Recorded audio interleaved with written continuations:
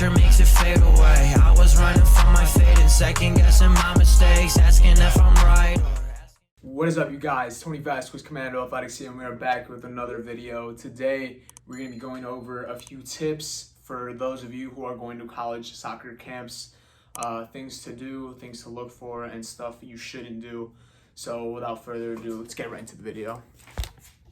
Alright, you guys, so I've been to multiple and countless amounts of college ID camps, and I've had a lot of different experiences with them. One of the main things that I've learned to do is basically keep it simple, never stop running, and be the most vocal player on the field. Alright, so for those of you obviously wondering why you have to play simple, well, for the most part, you're going to be playing simple in college, obviously all these fancy flicks and this and that of different types of skill moves are awesome, and if your percentage of success is high in that, then I suggest doing it.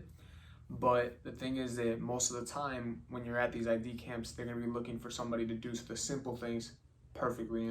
That's the difference between an amateur player, college soccer players, to professionals. The professionals obviously can do the simple things perfectly, and their success rate is very high, whereas the lower levels of soccer, the percentage rates of success is very, very, like I said, average and a little bit mediocre. Now, another thing you always want to do is basically never stop running. So the main thing about this, and the place I learned this for the most part, was at the Northern Illinois University camp. So basically, after the first session of the day was done, he told us, Coach Swan told us that, even though it's even though you're tired, even though it's hot, it's boiling outside, they want to make sure that they're getting the right people for this team. These college coaches aren't going to want people that aren't conditioned, that aren't ready to play 100% right away at the whatever division you are at, like the camp. But you want to show them that you're ready to play. You want to be the one that's working the hardest there.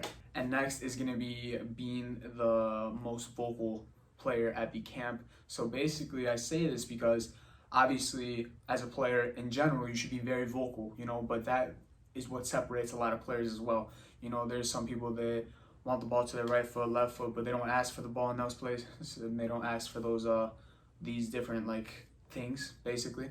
And for the most part, you're gonna need to be vocal in college. You're gonna be having to play with upperclassmen and this and that you're gonna need to be yelling. You're gonna need to be loud. Everybody's gonna be yelling around you in college. You gotta fit in, and to fit in that particular situation, you have to be one of the loudest in the group. So in the things to look for category, and this basically goes for more of which college camps you want to select, you're gonna always get these random emails, and they're gonna be telling you that you've been selected to play at this showcase at this college camp, and they don't have a actual capacity cap. And so basically what they're trying to do is, you might get a little bit of exposure, but you're not going to be getting all too much, because for the most part they're just going to be there and oh, cool, blah blah blah. It's basically a money tactic that they do, and you're basically wasting your money there, right? So what you want to look out for is that. What you want to look for is basically the actual ID camps that you could trust. So let me pop one up on the screen right here. Obviously you could trust these. These are camps directly run from the university, so these are more legitimate camps. Obviously the other ones are pretty legit too, other than the fact that they cost a lot more money, and they say that you're going to be more exposed to other college coaches, but I disagree with that. And so the other thing you want to look for is basically the college coaches in your environment. So basically what I mean by this is you want to be trying to look out and see where the college coaches are while you're playing. Obviously you want to get in front of them as much as possible to increase your likelihood of being recruited, obviously. And for the most part, I would say trying to communicate correctly with college coaches beforehand and afterwards is a great thing to do, so keep that in mind. Obviously before the camp I introduced myself to the head coach, like everybody should, and the assistant coaches as well. After the camp, obviously, I had a quick chat with the college coaches, which I always suggest you do.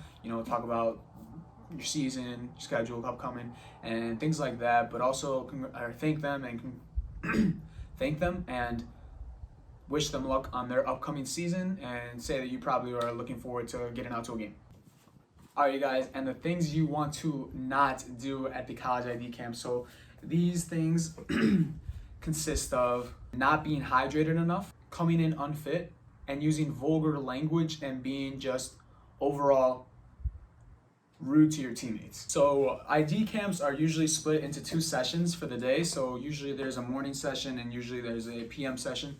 What a lot of players don't think about is hydrating themselves correctly. So I would say that before you go into a college IT camp, make sure you're actually drinking water the night before, the day before, and you know, you want to be prepared for it. I've seen too many people come into these camps, not be hydrated, not be nourished correctly, and then they cramp up in the 11v11 section of the camp, which is basically the second part. So that's probably going to be in the PM session. But for the most part, they're literally not hydrated enough, and then they start cramping up in all these different places, and then they miss the opportunity of being out in front of those college coaches. All right, so coming in not fit. Now, this is one thing you really don't want to do. You know, you want to show your best self at these camps. Obviously, you're not going to just get recruited off this one camp. Let me put that out there. You know, they're going to want to see you outside of this element that you're in, and they want to see you with your actual club team, with your actual high school or college team, right? If you're going to be a transfer. So basically, what I'm trying to say is that you need to be fit the first time they see you. You know, they're not going to want to look at you if you're not fit. You know, obviously everybody is going to be looking fit there, so why not try and be the most fit, the most. I don't want to sound like I'm promoting bodybuilding in a way, but the bigger you are in the right places is awesome to see. You know, if you see a guy that's 6 foot tall, he's a soccer player, but he's super skinny, you know, it's gonna be like, oh, the guy's got height, but is he gonna get bodied off the ball? That's the next scenario they're putting in their head, you know. So definitely work out with the weights, you know. So seeing that those kids that come in that are super lanky and skinny and all that, obviously I know that's a lot of soccer players because of all the conditioning we do, but try to push yourself a little bit in the gym as well. And finally, the last thing you don't want to do is use vulgar or be disrespectful to your teammates. You know, obviously this is a team game. You know, you can't win games by yourself. If it was that easy, I'm sure everybody would try to do it, but it's not possible unless you're Lionel Messi the GOAT. But I'm not going to get into that right now. But basically what I'm trying to say here is that a lot of these coaches are going to be looking for attitudes and character when you're at their camps. They're looking to see if you actually fit into their college team. You know, there's a huge difference between somebody that's actually going to be playing and somebody who's not playing because of their poor attitude and poor team etiquette. All right, guys, so I hope you guys enjoyed this video. You know, this one's more of a recruit type based video, so I always try to mix in a little bit of this and a little bit of that in my channel. Hope you guys enjoyed it. Like, follow, or no, fudge. Like, subscribe, comment. Turn on the post notifications because it's gonna be it for the video. Appreciate you guys, and I will catch you guys in the next one. Peace. Classic Mob. I've been really feeling it, but diamonds on my detriment, and money don't take pain away, but it sure makes it fade away. I was running from my fate and second guessing my